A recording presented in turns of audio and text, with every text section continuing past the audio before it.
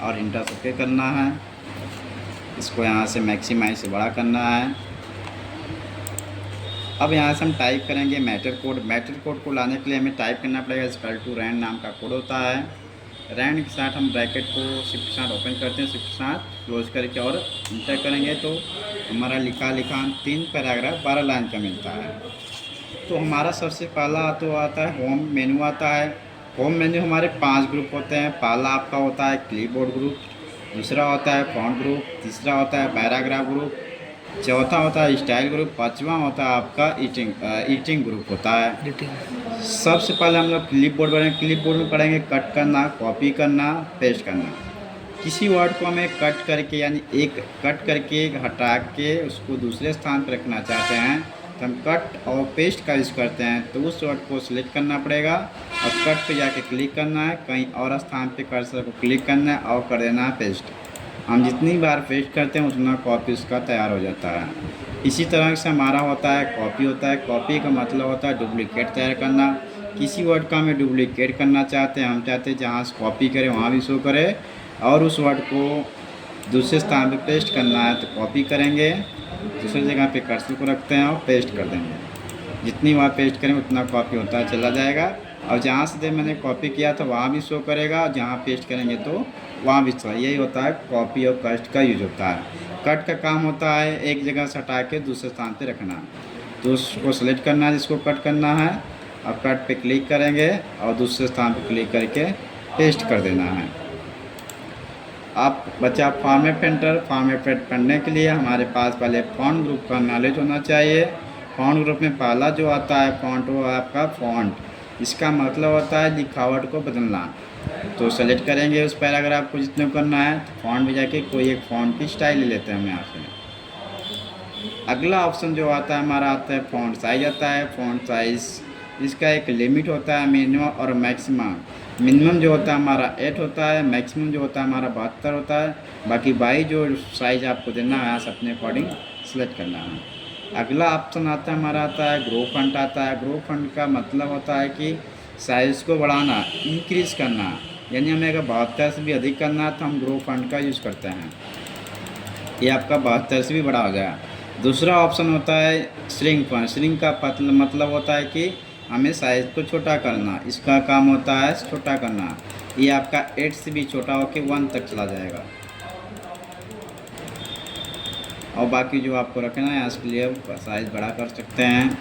अगला ऑप्शन हमारा आता है चेंज केस आता है। चेंज केस में हमारे 5 ऑप्शन आते हैं। पहला होता है आपका सेंटेंस केस, दूसरा आपका होता है लोअर केस होता है, तीसरा आपका अपर केस होता है, चौथा होता है आपका कैपिटलाइज वर्ड होता है, पाँचवा होता है टुंगल केस। सेंटेंस केस हमारा नॉर्मल होता है। लोअर का मतलब होता है स्मॉल लेटर। कहीं भी पैराग्राफ में स्मॉल कैपिटल लेटर रहेगा तो उसको स्मॉल कर देगा। फिर वो अपर का मतलब होता है जितने भी सारे वर्ड हमारे स्मॉल लेटर में रहेंगे सारे कैपिटल कर देगा। अब हर वर्ड का मुझे पहला अक्षर क्या करना है कैपिटल करना है तो कैपिटलाइज वर्ड करते हैं। उसी का जस्ट उल्टा होता है टोंगल केस। टोंगल केस क्या करता है हमारा हर वर्ड का पहला अक्षर इस्तेमाल करता है, बाकी सब कैपिटल आता है। फिर यहाँ से आता है हमारा क्लियर फॉर्मेटिंग होता है। क्लियर फॉर्मेट का मतलब ये होता है कि हम वर्ड पे कुछ भी जो फॉर्मेटिंग कह रहे हैं उसको नॉर्मल पहले जैसा करने के लिए हम लोग क्लियर फॉर्मेटिंग का यूज़ करते हैं। अब अगला ऑप्शन हमारा आता है सेकेंड रो आता है। सेकेंड रो में आता है हमारा पहला आता है बोल्ड करना। बोल्ड का शॉर्टकट होता है Ctrl+B होता है। इस पर क्लिक करें हमारा टेक्स्ट थोड़ा सा बोल्ड हो जाएगा। इटैलिक का शॉर्टकट होता है Ctrl+I। इटैलिक का मतलब होता है तिरछा करना। अगला ऑप्शन हमारा आता है अंडरलाइन आता है। अंडरलाइन का शॉर्टकट होता है Ctrl+U होता है और हमें सिंगल लाइन मिलता है। सिंगल लाइन के अलावा मुझे डबल लाइन या डैश लाइन से उस एरो पे क्लिक करना पड़ेगा। अब यहाँ से हम double line, bold line, dash line जो भी लाइन चाहिए हम यहाँ से क्लिक करके ले सकते हैं। इसको भी हटाना है, जो चीज़ें जहाँ से ओपन होता है वहीं से हटता भी। जैसे अंडरलाइन को हटाना तो अंडरलाइन क्लिक करेंगे, इटैलिक को हटाना है तो इटैलिक क्लिक करेंगे, बोल्ड को हटाना तो बोल्ड पे क्लिक करेंगे। अब अगला ऑप्शन आता है हमारा स्ट्राइक थ्रू आता है। Draw a line through the middle of selected text. अगर किसी वर्ड को मुझे कट करना है, दिखाना है कंप्यूटर की भाषा में तो उतने वर्ड को सिलेक्ट करना पड़ेगा, स्ट्राइक थ्रू पे क्लिक कर देंगे। ऐसे आप और कहीं दिखा दीजिए। अब अगला ऑप्शन आता है हमारा सब स्क्रिप्ट आता है और सुपर स्क्रिप्ट। सब स्क्रिप्ट मतलब होता है नीचे स्क्वायर वगैरह करना, सुपर का मतलब होता है ऊपर स्क्वायर करना। जैसे एग्जांपल मैं एक फार्मूला देता हूँ केमिस्ट्री का, जैसे हो गया मेरा H2SO4। अगला ऑप्शन मैंने लिखा मैथ का, मैथ के लिए ब्रैकेट ओपन किया, मैंने लिखा है A plus B bracket open, फिर लिखा मैंने 2 इक्वल टू, मैंने लिखा A2 plus B2 plus 2AB। अब क्या करेंगे, हम इसका आकार थोड़ा सा बड़ा कर लें ताकि मुझे सेलेक्ट करने में आसानी हो। तो मैं ग्रो फॉन्ट से या फॉन्ट साइज से मैं इसका आकार बड़ा कर लेता हूँ, क्योंकि केमिस्ट्री का जो फार्मूला होता है उसमें हम नंबर फॉर्मेट वगैरह जो देखते हैं हमारा नीचे की तरफ स्क्वायर होता है, और मैथ में वही देखते हैं तो हमारा ऊपर की तरफ स्क्वायर होता है। तो सबसे पहले हम केमिस्ट्री का बनाते हैं। केमिस्ट्री के लिए क्या करना पड़ेगा, नंबर फॉर्मेट को सिलेक्ट करना है, उसको हम कर देंगे सब स्क्रिप्ट। सब स्क्रिप्ट हमारा नीचे हो जाएगा, फिर ऐसे अगला नंबर सेलेक्ट करेंगे सब स्क्रिप्ट। अब हम आ जाते हैं मैथ के लिए फार्मूला बनाते हैं। तो मैथ में हमारा स्क्वायर होता है, स्क्वायर वगैरह ऊपर करने के लिए हम लोग सुपर स्क्रिप्ट का यूज़ करते हैं। नंबर फॉर्मेट को सिर्फ सेलेक्ट करना है, सेलेक्ट करने के बाद सुपर स्क्रिप्ट कर देंगे। अब अगला ऑप्शन हमारा जो आता है टेक्स्ट इफेक्ट आता है। टेक्स्ट इफेक्ट में क्या होता है, हम टेक्स्ट को कलर वगैरह में लिख सकते हैं। जो भी हमें टेक्स्ट में डिजाइन में चाहिए उस पर क्लिक करेंगे और उस फॉर्मेट में जब हम लिखेंगे तो उस फॉर्मेट वही लिखता चला जाएगा।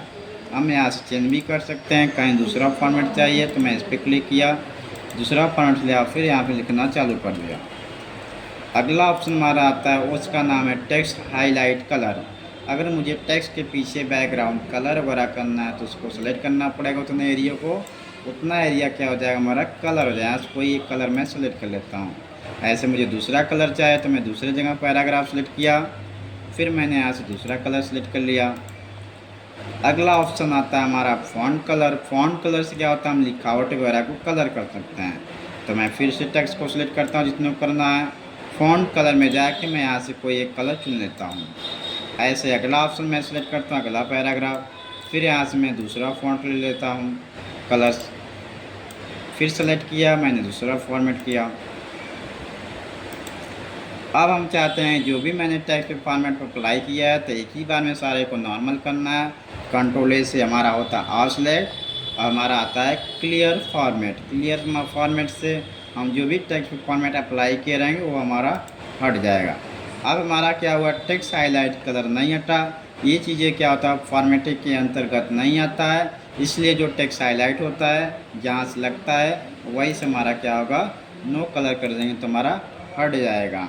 अब हमारा ये जो आपका टोंगल केस है, इसको लिए हमें क्या करना पड़ेगा, चेंज केस में जाके सेंटेंस करेंगे तो हमारा नॉर्मल हो जाएगा।